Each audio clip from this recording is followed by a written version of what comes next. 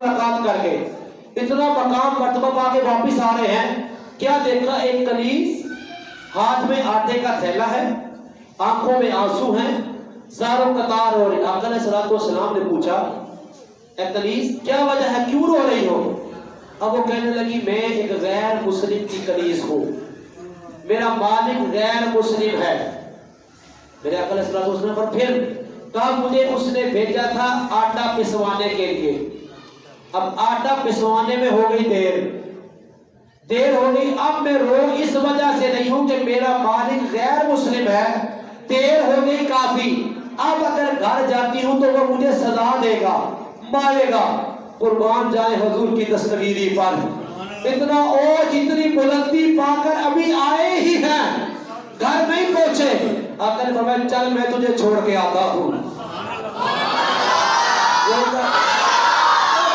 حضور نے دستگیری فرمائی، اس کا تھیلا اپنے کندھے پہ اٹھایا، آئے ہائے ہائے سبحان اللہ ذکر کیا، اس کنیز کا، اس خادمہ کا تھیلا اپنے کندھے پر اٹھایا، کندھے پر تھیلا اٹھا کے آگے آگے حضور ہیں، پیچھے پیچھے وہ کنیز ہے۔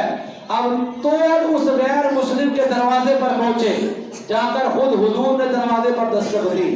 ابھی ابھی معراج سے آئے ہیں، تو یار آج کوئی عمرے سے ہو کر آ جائے تو کسی باڑے کو منہ نہیں لگاتا، وہ تجھے پتہ نہیں پیچھے ہو جا میں عمرے تو آ رہا ہوں، لیکن حضور کی عظمت دیکھیں کہاں سے ہم سے ملاقات کر کے آ رہے ہیں اور غریبوں کو کیسے سیدھے سے لگاتے ہیں۔ تھیلا خود اٹھایا ہوا اس کے دروازے پر پہنچے، دستک دی۔ اب جب غیر مسلم نے جو ہی دروازہ کھولا نا، دیکھا سامنے حضور ہیں، ہکا بکا ہو گیا، حیران ہو گیا، جانتا تو تھا یہ مسلمانوں کے نبی ہیں، جانتا تو تھا۔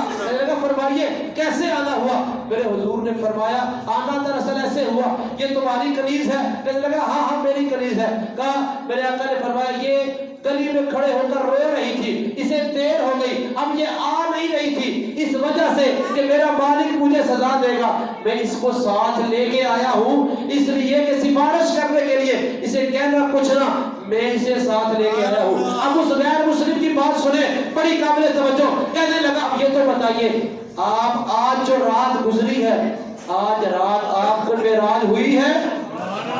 وہ غیر مسلم کہنے لگا آج جو رات گزری ہے اس رات آپ کو معراج ہوئی ہے؟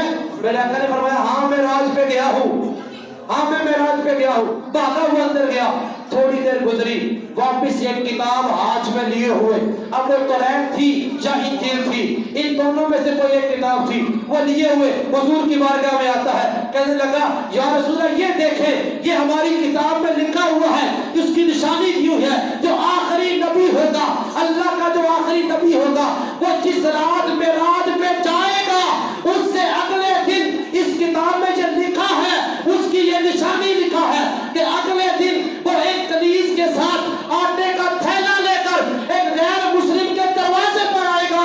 یا رسول اللہ یہ نشانی آپ کی ہے، میں کلمہ پڑھ کے مسلمان ہوتا ہوں آپ کو گواہ بناتا ہوں۔ آقا علیہ الصلوۃ والسلام کا ایسا معجزہ ہے، اتنا اوج پا کر، اتنی بلندی پا کر، اتنا مرتبہ اور مقام پا کر بھی کس طرح غریبوں کے سروں پر ہاتھ رکھ رہے ہیں۔